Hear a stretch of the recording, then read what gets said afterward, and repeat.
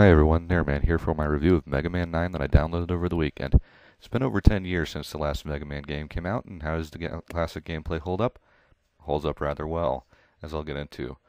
Okay, first up is the gameplay itself. If you've played any of the classic Mega Man games, you know what to expect. Run through a level, shoot some bad guys, and face a robot master at the end. Since it's been, well, like I said, over 10 years, it's actually refreshing to see something old school like this, and the gameplay holds up rather well. It phases out the music when weird things start to happen on screen. It's basically an NES game made in modern times, which is a big refreshment over the fancy HD displays everything has to have nowadays. The gameplay holds up well because it's something that's always worked, so there's no point in changing something that worked. It's surprising that we still have as much fun as we do with it, because it's just run through a level and shoot things. But, it works, so that works fine with me. The story is fairly simple, since it's standard Dr. Wily's doing evil things again. Ooh, spoilers. Like anyone didn't expect that.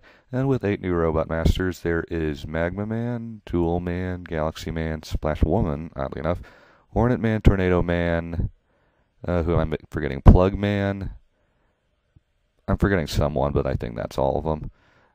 So, all the levels are fairly good. There are a few that are a tad easy, like Galaxy Man, where you can basically run through the whole level on your first try without dying, as long as you don't do anything stupid. So it's a tad easier than some of the older Mega Man games, but it's still a huge challenge. At to Dr. Wily's Castle, you better store up on your energy tanks, because some of those areas will absolutely destroy you, and some parts of certain levels will drive you up a wall with their difficulty, which is very nice to see after games are so piss easy these days to actually have a challenge. Some of the Robot Masters aren't terribly original, like Tornado Man is similar to Airman, so it's not terribly original in terms of the Robot Masters, but it's still a fun game, and some of them are pretty good, like Galaxy Man shoots black holes at you, and the Splash Woman is the first female Robot Master. I don't know why everyone's making a big deal out of that, but apparently it is. And again, gameplay is very solid. There are a few things I wish they would change, like I wish I had the slide back in the charge shot. Only the Magma gun actually charges up in this game, but some of the weapons are unique, such as the Hornet shooter. It shoots out bees, which is quite cool. I actually shoot bees at people, and it helps you get items, especially far away ones. So every weapon does have its use, except for a few of them that you're not going to be using a whole lot, except for that specific stage you have to use them on, or against a particular Robot Master, but it's still a fun game.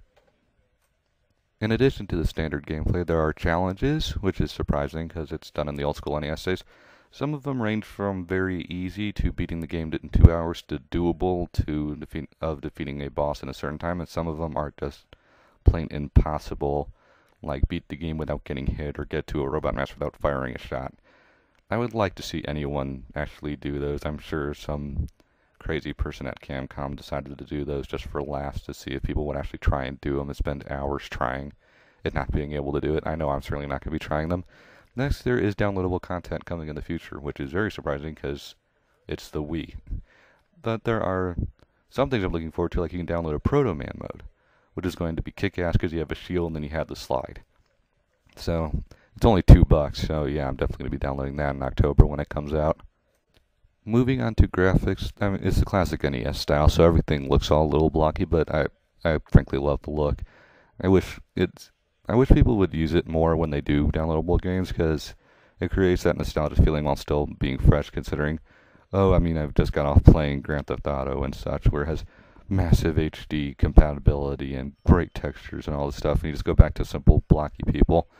So I don't know a single person who has generally complained, but I've heard people have complained, oh, it's 8-bit.